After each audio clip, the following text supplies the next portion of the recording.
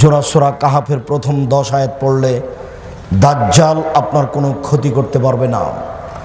সম্মানিত দিনী ভাই বোন, রাসূল সাল্লাল্লাহু আলাইহি সাল্লাম বলেন, ইকরাউজ জাহরাইনে, তোমরা উজ্জ্বল দুটি সূরা পড়ো, সূরা আল ইমরান আর সূরা বাকারা। এই দুইটি সূরা পড়ো।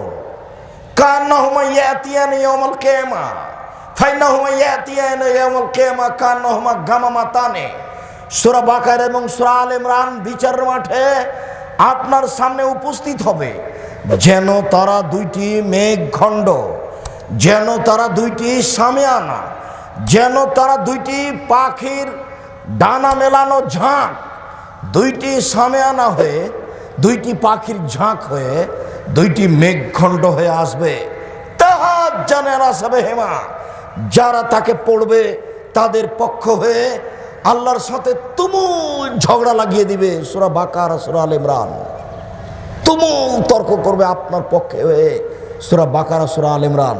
অন্য জায়গাতে আল্লাহ নবী বলছেন যে তোমরা কোরআন মাজিদ পড়ো, তোমাদের পক্ষে কোরআন মাজিদ আসবে বিচারে মাঠে কথা বলার জন্য। তাকদামহু সূরাতুল বাকারা ও সূরা আল ইমরান, তবে সব আগে আসবে সূরা বাকারা, সূরা আল ইমরান। কোরআন মাজিদের সব আগে আসবে 114টি সূরার মধ্যে সূরা বাকারা, সূরা আল ইমরান আপনার পক্ষে কথা বলার জন্য। এরপর আল্লাহ রাসূল বলছেন, শোনো, সূরা বাকারা পড়লে বরকত নাজিল হয়, সূরা বাকারা না পড়লে বাড়িতে দুঃখ, আফসোস, ব্যথা, সমস্যা নেমে আসে। সূরা বাকারা পড়তে পারে না অলস মানুষ। তিনটে কথা একসাথে বললেন। এক, সূরা বাকারা পড়লে বাড়িতে বরকত নাজিল হয়। দুই, সূরা বাকারা না পড়লে বাড়িতে বিপদ ক্ষতি নেমে আসে। তিন, সূরা বাকারা পড়াই হচ্ছে একটা সচ্ছল উদ্যমশীল মানুষের কাজ। পড়তে পারে না অলস মানুষ। এ কথা মুহাম্মদ সাল্লাল্লাহু আলাইহি সাল্লাম বলেন। একটু সূরা বাকারার খণ্ডকালীন কিছু আয়াত। আব্দুল্লাহ ইবনে মাসউদ রাদিয়াল্লাহু তাআলা আনহু বলেন, রাসূল সাল্লাল্লাহু আলাইহি সাল্লাম বলেছেন, আয়াতাইন মিন আখির সূরাতিল বাকারা, সূরা বাকারার শেষে দুটি আয়াত রয়েছে। মান কারাহুমা লাইলাতান কাফাতাহু, কেউ যদি আয়াত দুটি পড়ে রাতে তাহলে সারা রাতের সমস্যা ঠেকানোর জন্য যথেষ্ট। সূরা বাকারার শেষ দুটি আয়াত যদি মানুষ পড়ে তাহলে সারা রাত তার কোনো কিছু হবে না, তার উপরে কোনো সমস্যা নেমে আসবে না। রাসূল সাল্লাল্লাহু আলাইহি সাল্লাম বলেন, লা তাজালু বাইতাকুম মাকাবেরা, পৃথিবীর মানুষ তোমরা তোমাদের বাড়িকে কবর করো না। কবরস্থানে কোরআন মাজিদ পড়া হয় না। তোমরা তোমাদের বাড়িকে কবর করো না।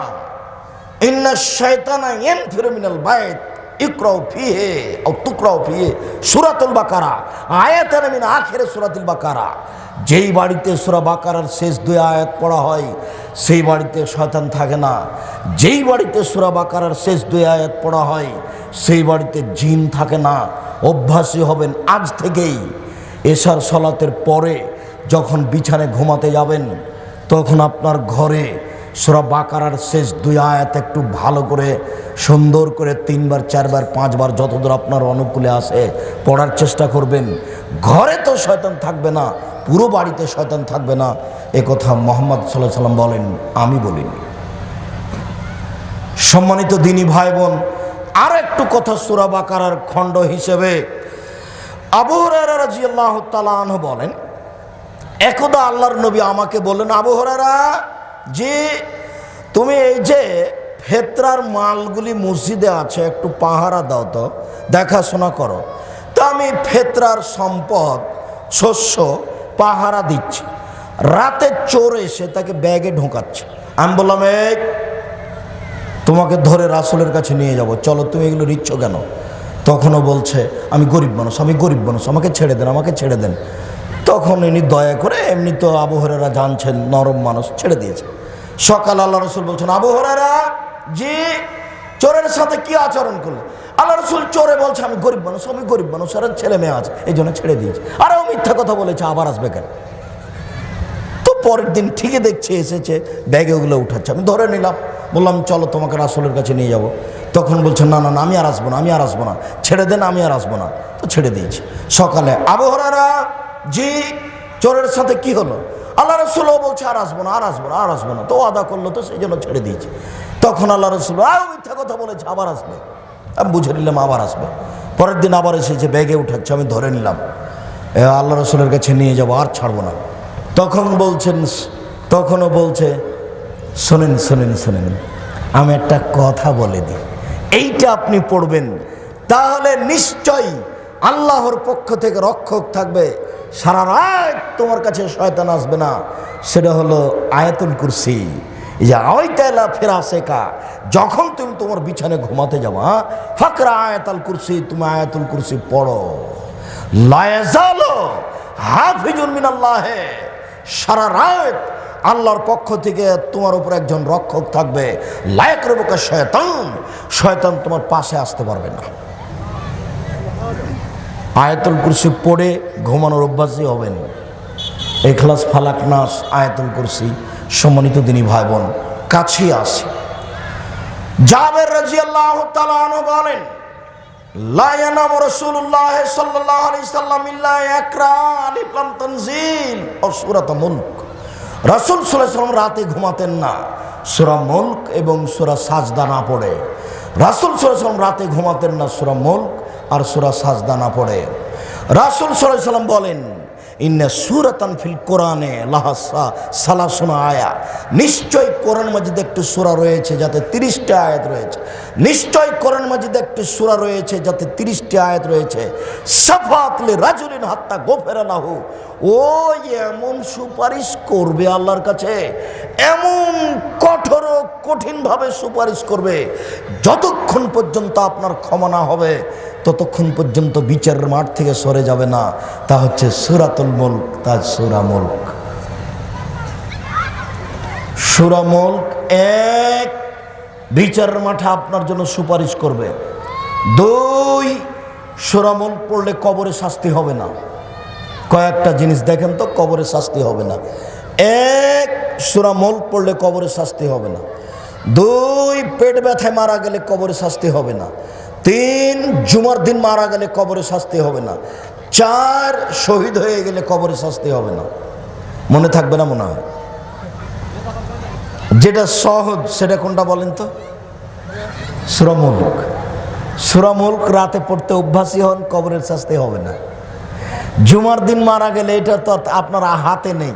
জুমার দিন আপনার মরণ হবে না, কোন দিন হবে সেটা আল্লাহই ভালো জানেন। আরেকটা কি বললাম? পেট ব্যথায় মারা গেলে কবরের শাস্তি হবে না। আপনার এই পেট ব্যথা এখন কোন ব্যথা যাতে কবরের শাস্তি হবে না সেইটা কি না? আর একটা হলো শহীদ, এটা তো খুব দূরের ব্যাপার। কোথায় শহীদ, কে শহীদ বোঝা কঠিন। তাহলে সবচেয়ে সহজ হলো সূরা মুলক পড়া। সম্মানিত দিনী ভাই বোন, আয়েশা রাদিয়াল্লাহু তাআলা আনহা বলেন, আল্লাহর নবী যখন বিছানে ঘুমাতে যেতেন, জামা কাফায় এদিকে দেখেন হাত দুটি জমা করতেন। হাত দুটি জমা করে নাফাকা ফিহিমা একটু ফোঁক দিতেন। ফোঁক দিয়ে সূরা ইখলাস, ফালাক, নাস এই 3টে পড়তেন। এদিকে দেখেন সূরা ইখলাস, ফালাক, নাস। তারপর মাথা থেকে নিয়ে মুখের উপর দিয়ে সম্ভবপর শরীরে মুছে নিতেন। আবার ইখলাস, ফালাক, নাস মাথার উপর থেকে নিয়ে মুখের উপর দিয়ে মুছে নিতেন। আবার ইখলাস, ফালাক, নাস পড়ার পরে মাথার উপর থেকে নিয়ে মুখের উপর দিয়ে মুছে নিতেন। এইভাবে না করে রাসূল সাল্লাল্লাহু আলাইহি ওয়াসাল্লাম ঘুমাতেন না। সূরা ইখলাস, ফালাক, নাস।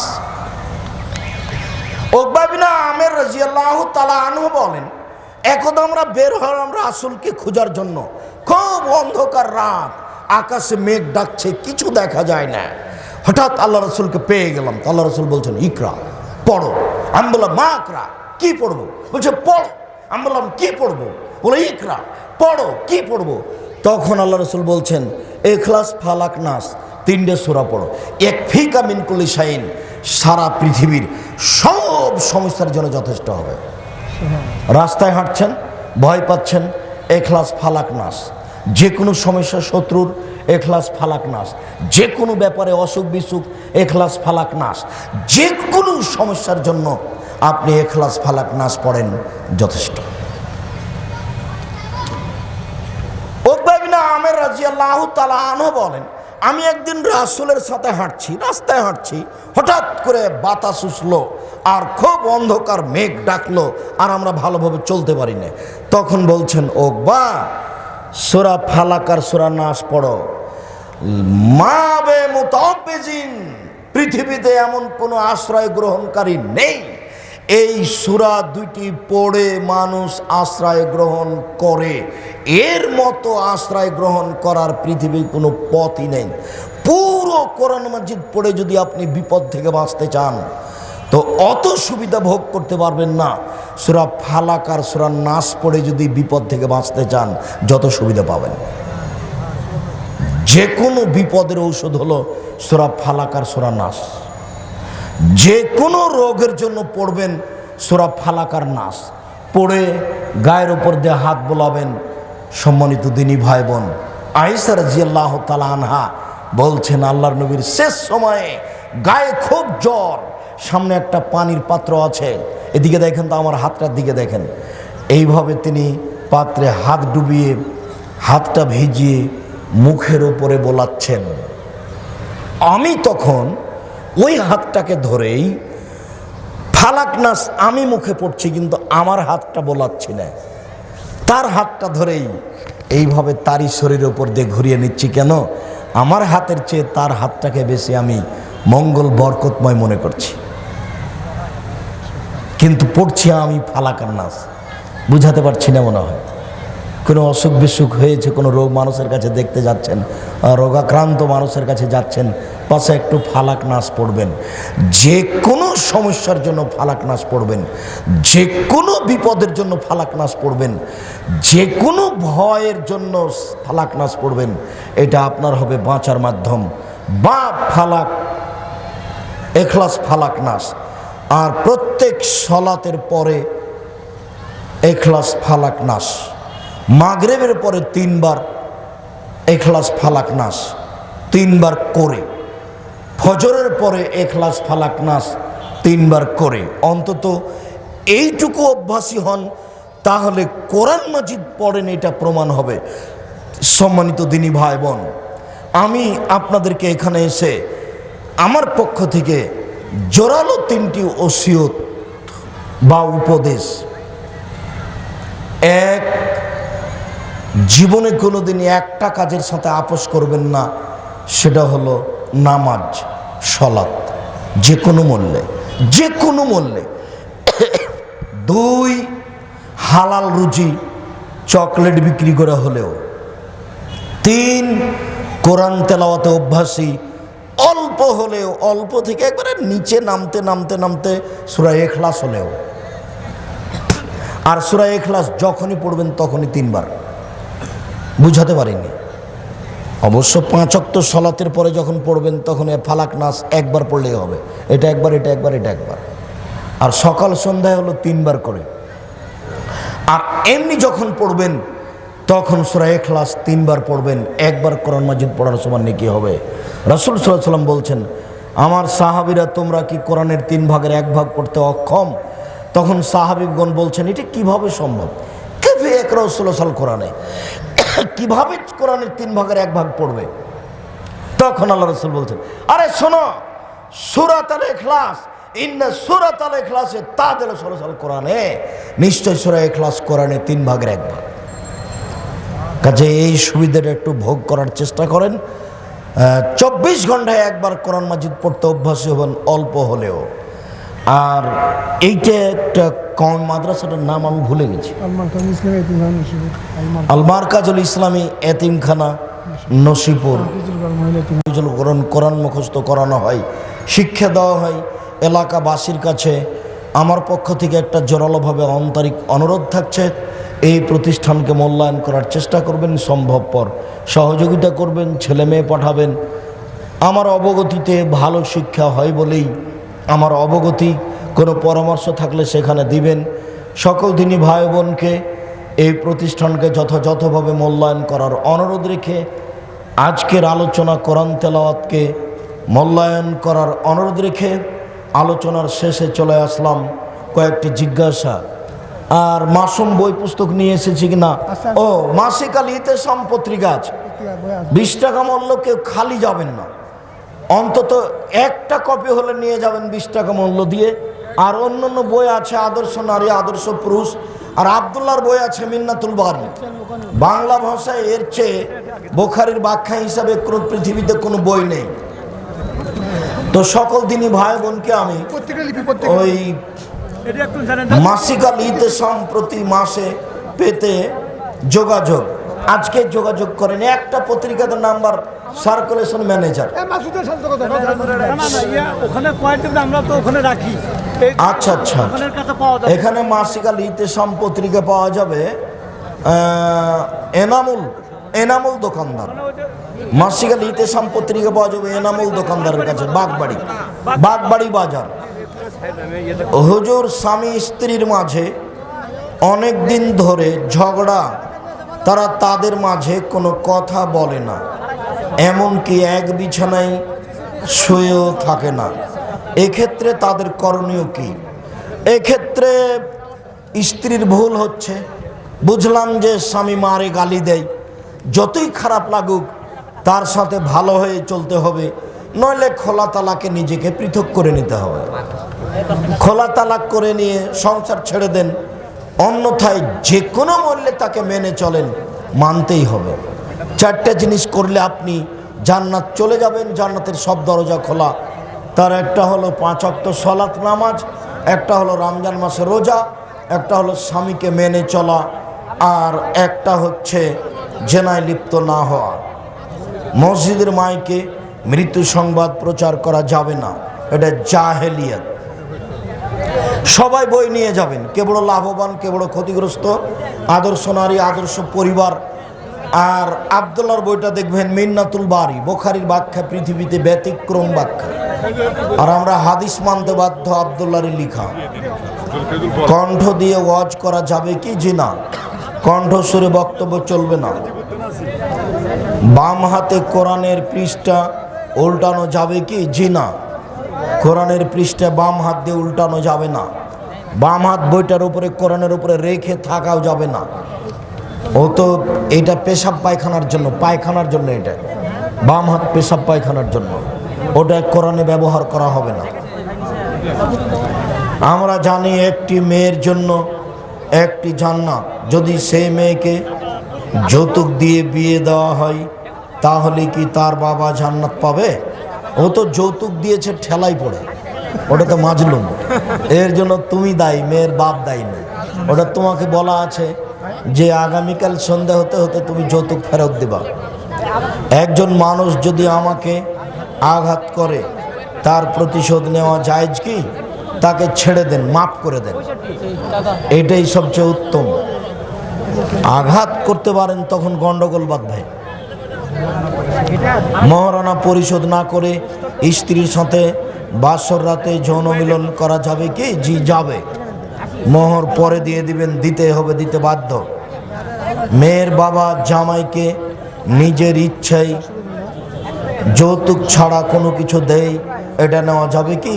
দিতে পারে পরে কোনো সময়। শ্বশুর ইচ্ছা করলে জামাইকে, মেয়েকে কিছু দিতে পারে, তার প্রমাণে বুখারী মুসলিমের হাদিস আছে। সুদখোরের জানাজায় যাওয়া যাবে কি? সুদখোরের জানাজায়, ও তো মোরতাদ নয়, মহাপাপী, যাবেন। 1 বছর বা তার বেশি বয়সের ছেলে বাচ্চার প্রসাব যদি শরীরে লেগে যায়, সে অবস্থায় কি সালাত আদায় করা যাবে? জি না, ধুইতে হবে। বাচ্চা যখন খাদ্য খায় তখন বাচ্চার পেশাব ধুইতে হবে। কাদিয়ানী কি? যারা বলে মুহাম্মদ সাল্লাল্লাহু আলাইহি ওয়াসাল্লাম শেষ নবী নয়, তারাই হলো কাদিয়ানী। তাদের নবী গোলাম আহমদ কাদিয়ানী। জামাতে সালাত আদায় করার সময় সূরা ফাতিহা পুরোটা না পড়ে রুকুতে যাওয়া যাবে কি? ইমাম যখন যাচ্ছে তখন চলে যাবেন, যেখানে আছেন সেখান থেকে ছেড়ে দিয়ে। রুকুতে চলে যাবেন, রুকুই রাকাত। পুরাতন কবরের উপর ঘর বাড়ি নির্মাণ করা যাবে কি? অনুমান 60-70 বছর, 80-90 বছরের কবর হলে সেটা আর কবর বলে গণ্য হবে না, তখন ঘর বাড়ি নির্মাণ করা যায়। এছাড়া ওখানে কিছু করলে হাড় হাড্ডি উঠিয়ে অন্য জায়গাতে পুঁতে দিয়ে আসতে হবে। তারপরে আসসালামু আলাইকুম, 40 দিনের চিল্লে কি শরীয়ত সম্মত? 40 দিনের চিল্লে বিদআত, হারাম। ওই পদ্ধতিতে দিন প্রচার জায়েজ নয়। আর দিন প্রচার করবে যারা আলেম ওলামা, যারা কোরআন হাদিস বুঝে, তারাই। ছেলে এবং মেয়েরা শ্বশুর শাশুড়িকে কি বলে ডাকবে? আব্বা বলে ডাকবে, আম্মা বলে ডাকবে। আমরা যে শুনেছি আব্বা বলা হারাম, ও জাহান্নামে যাবে, ওটা হলো আল্লাহ রাসূল বলেছেন, মানি ইদ্দা গায়রা আবিহি ফাল জান্নাতু আলাইহা হারাম। আল্লাহ নবী বলছেন, কেউ যদি অন্যকে বাপ বলে দাবি করে, তো আমরা কি শ্বশুরকে বলি যে আপনি আজ থেকে আমার বাপ? ওকে সম্মান দিয়ে বলি আব্বা। আমাকে যদি কেউ জিজ্ঞাসা করে আপনার বাপের নাম কি, আমি শ্বশুরের নাম বলবো? ওটা সম্মান দিয়ে বলেছে, আরবিতে সম্মান দিয়ে বলা যায়। শ্বশুরকে আব্বা বলা যায়, কোনো সমস্যা নেই। যেটা হারাম সেটা হলো দাবি করা যে এটা আমার বাপ। যদি কোনো ব্যক্তি শুক্রবারে রাতে মারা যায়, জি, শুক্রবার রাতে মারা গেলেও বৃহস্পতিবার দিন শেষ হয়ে সূর্য ডুবার পরে মারা গেলেই জুমার দিন মারা গেছে বলে গণ্য হবে। কবর রাজা মাফ হবে, জি, আশা করা যায়। আল্লাহ রাসূল বলেছেন, ও আশায় থাকি তো, নিরাশা হওয়ার কিছু নেই। পাল্টা উত্তর নেওয়ার যে তাহলে ও যদি এই হয় সেই হয়, দরকার নেই। হ্যাঁ, ও যদি হিন্দু হয় তাহলে হবে না, ও তো লা ইলাহা ইল্লাল্লাহ পড়েনি। ও যদি ইহুদি খ্রিস্টান হয় তাহলে হবে না। আল্লাহর নবীও তার মায়ের জন্য ক্ষমা চাওয়ার ব্যাপারে আল্লাহর কাছে অনুমতি চাইলেন। আল্লাহ বললেন, না, আপনার মাকে ক্ষমা করা হবে না, আপনি এই কথা বলতে পাবেন না, ক্ষমার কথা আপনি বলতেই পাবেন না। বলছে, তাহলে আমার মায়ের কবর দেখতে যাব আমি। বলে, দাও, দেখতে যাও, দেখে আসো। জোহরের 4 রাকাত সুন্নাত নামাজ 2 রাকাত করে 4 রাকাত নাকি একবারে 4 রাকাত? দুটাই সহিহ হাদিস। একবারে 4 রাকাত বা 2 রাকাত করে, যেটা ভালো লাগে। হিন্দুদের ব্যবহৃত আসবাবপত্র মুসলিম ব্যবহার করতে পারবে? খানা পানির পাত্রগুলি ভালো করে ধুয়ে নিয়ে ব্যবহার করবে, তাছাড়া ব্যবহার করাতে কোনো সমস্যা নেই। কোরআন মাজিদের সিরিয়াল অনুযায়ী নামাজে সূরা বলতে হয় নাকি আগে পিছে? আগে পিছে হলে কোনো সমস্যা নেই, সিরিয়াল পড়াই ভালো। মাঝহাবিরা বলেছে যে আগে পিছে হয়ে গেলে নামাজ বাতিল, আবার পড়তে হবে। জোহর নামাজে, ফরজ নামাজের আগে 4 রাকাত সুন্নাত, দৈনিক 12 রাকাত, জান্নাতে একটি ঘর। এই 12 রাকাত সালাত একটু ভালোভাবে বুঝে দিন। 12 রাকাত সালাত সমান জান্নাতে একটি করে ঘর। এটা হলো জোহরের আগে 4, পরে 2, এ হলো 6, আর মাগরিবের পরে 2, এ হলো 8, এশার পরে 2, এ হলো 10, আর ফজরের আগে 2, এ হলো 12। যেটা নিয়মিত পড়ছেন, এখানে ভারী কিছু নেই। আর জাহান্নাম হারামের উপরে যে জোহরের আগে 4 পরে 4, জোহরের আগে 4 আর পরে 4 পড়লে জাহান্নামই হারাম। পড়েন, দুটাই সহিহ হাদিস। একটানা পড়েন, ওটাও সহিহ হাদিস। 2 রাকাত করে পড়েন, এটাও সহিহ হাদিস। সর্বপ্রথম কোন মানুষ এবং কোন প্রাণীর জানাজার করা হয়? তোমার এই কথাটা ঠিক হয়নি, জিজ্ঞাসা করা। সর্বপ্রথম কার জানাজা করা হয় এই কথা মুহাম্মদ সাল্লাল্লাহু আলাইহি ওয়াসাল্লাম বলেননি। জন্মের কিছু সময় পর শিশু মারা গেলেও তার জানাজা করা যাবে কি? জীবিত জন্ম হলে জানাজা করতে হবে। জন্মের সময়তে শব্দ করেছে, চিৎকার করেছে, তাহলে তার জানাজা করতে হবে। চিৎকার না করলে জানাজা করা লাগবে না। আরবি বিদ্বানগণ বলেছেন, পেটে 4 মাস পার হওয়ার পরে যদি পেটে নষ্ট হয় তবু জানাজা করতে হবে। তাদের দলিল হলো যে 4 মাস পরে ফেরেশতা এসে ও ভালো না মন্দ, জাহান্নাম না জান্নাত, কোথায় থাকবে খাবে সব নির্ধারণ করে দেওয়া হয়েছে, অতএব এখন মানুষ আর জানাজা করা হোক। এটাও সহিহ হাদিস যে জন্মের সময় চিৎকার করলে জানাজা আছে, না করলে নেই। এই হাদিসের প্রতি আমরা আমল করে আসছি, এটাই করেন। মসজিদে বড় ডিজিটাল ঘড়িতে লাল ও হলুদ রং দেওয়া আছে, এমন ঘড়ি কি মসজিদে রাখা যাবে? জি না, ও তো চোখে পড়লে সালাত নষ্ট হবে, মানে নেকি কমে যাবে, ওটা রাখা হবে না। রাখতেও যদি হয় তাহলে পূর্বের দেওয়ালে, বুঝাতে পারিনি, পূর্বের দেওয়ালে, সামনে হবে। কোনটা বিভ্রান্ত হয়েছে, তো সেজন্য মোবাইলের মসজিদে বিভ্রান্ত হয়েছিল আমাদের ওখানে। ওটা হয়েছে ও রাসূল সাল্লাল্লাহু আলাইহি ওয়াসাল্লাম আয়েশা রাদিয়াল্লাহু তাআলা আনহাকে বললেন, এই আমার চোখের সামনে থেকে তোমার এই পর্দাটা সরাও তো, এই পর্দাটাতে কালো সাদা নকশা ডোরা ডোরা দাগ, ওর দিকে দেখতে গিয়ে আমার সলাতের একাগ্রতা নষ্ট হয়ে গেছে, এটা সরাও। অতএব যত নকশাপূর্ণ জিনিস আছে বা আল্লাহ আকবার বলার পরে চোখে পড়লো, ওটা যেমন মোবাইল ফোন বন্ধ করুন, আপনি আল্লাহ আকবার বলার পরে আপনিও পড়ছেন, মোবাইল ফোন বন্ধ করুন। তাহলে যার জন্য পশ্চিম দেওয়ালে ঘড়ি, লিখা, সবুজ বাতি, কালো বাতি কোনো প্রকার কিছু রাখা হবে না, একবারে সাদা। হুজুর আপনি মাহফিলে আসেন সাধারণ পোশাক পরে, কিন্তু টেলিভিশন প্রোগ্রামে করে উন্নত পোশাক পরে, এটার কারণ কি? আমি তো এই পোশাকেই থাকি সব সময়।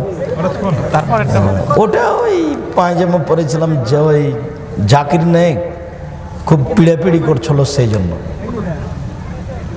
কিছু বলেছিলাম। তাছাড়া এভাবে থাকতো যে কোনো নামাজে পর সম্মিলিত, যে কোনো নামাজের পর সম্মিলিত মোনাজাত করা কি যায়? জি না, বিদআত।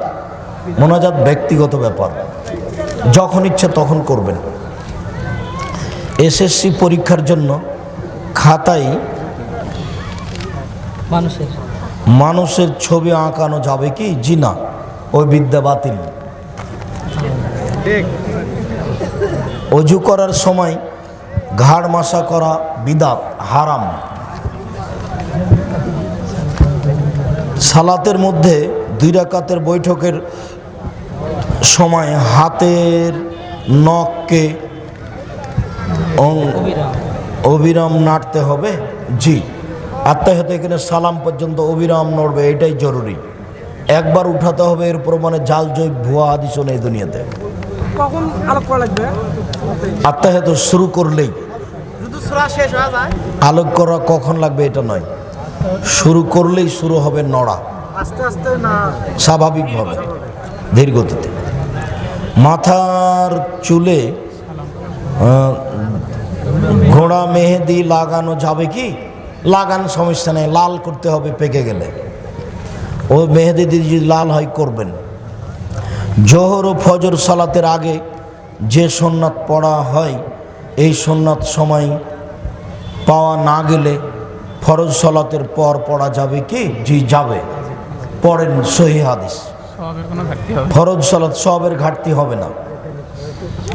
ফরজ সালাত জামাতে 1 রাকাত মুক্তাদি না ধরতে পারলে ইমাম এর সালাম শেষে ওই 1 রাকাতে সূরা ফাতিহার সাথে অন্য সূরা লাগানো লাগবে কি? জি না, ইমামের সাথে যেটুকু পাবেন সেটুকু আপনার প্রথম, এটা হলো সহিহ হাদিস। আবার কথাটা মনে করেন তো, ইমামের শেষ রাকাত কিন্তু আপনার প্রথম রাকাত, তাহলে তো আপনার আর সূরা মিলাতে হবে না।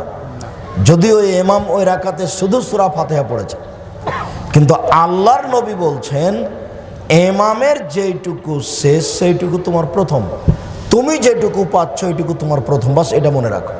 যদি 1 রাকাত পাই তাহলে 1 রাকাত আমার প্রথম হয়ে গেছে, আর 1 রাকাতে সূরা মিলাবো। আর যদি 2 রাকাতই পাই তাহলে মিলানোর অংশ শেষ। এখন শুধু সূরা ফাতিহা। বোঝা গেল না মনে হয়? পিতার টাকা ছোট ছেলে চুরি করতে পারবে কি? জি না, কোনো সময় পারবে না। ওটা তো ধ্বংসের পথ, ভুলে এই কাজ করতে যাবেন না।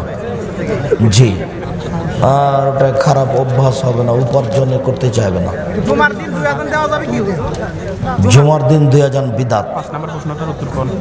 প্রসাবের সমস্যা নিয়ে নামাজ পড়লে হবে কি? জি হবে। অজু করেন দিয়ে সলাৎ শুরু করেন। অজু থেকেই যদি পেশাব আসতে থাকে, কাপড় ভিজে যায়, কোনো সমস্যা নেই। রক্তজনিত রোগে আক্রান্ত যেসব মহিলারা, যাকে বলে ইস্তেহাজা, ওটা তো হায়েজ নয়, ওটা সবসময় রক্ত আসতেই আছে। আল্লাহ নবী বলছেন, তুমি গোসল করে অজু করে সলাত আদায় করো, আর না হলে শুধু অজু করে সলাত আদায় করো। আপনার তো ফোঁটা ফোঁটা পেশাব আসতেই আছে, 1 মিনিট 2 মিনিট পর, 10 মিনিট পর, তাহলে তো আপনি অজু করে আর সলাত আদায় করার সুযোগই পাবেন না।